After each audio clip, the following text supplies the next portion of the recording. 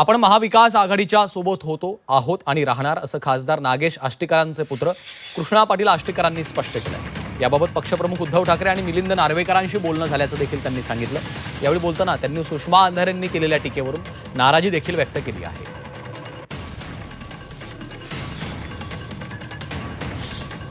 साहेबांसोबतही बोलणं झालंय, माझं नार्वेकर साहेबांसोबतही बोलणं झालंय। मला काँग्रेसनी अधिकृतरित्या व्हीप बजावून मला मतदान करायला सांगितलंय।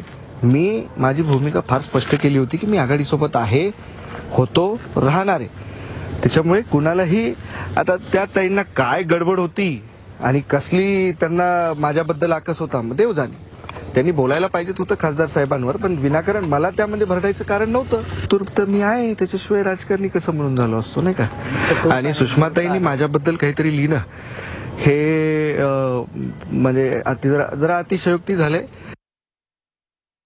ते महाविकास आघाडीचे पुरस्कृत आहेत कृष्णा पाटील, ते म्हणतायत की मी उद्धव साहेबांसोबतच आहे।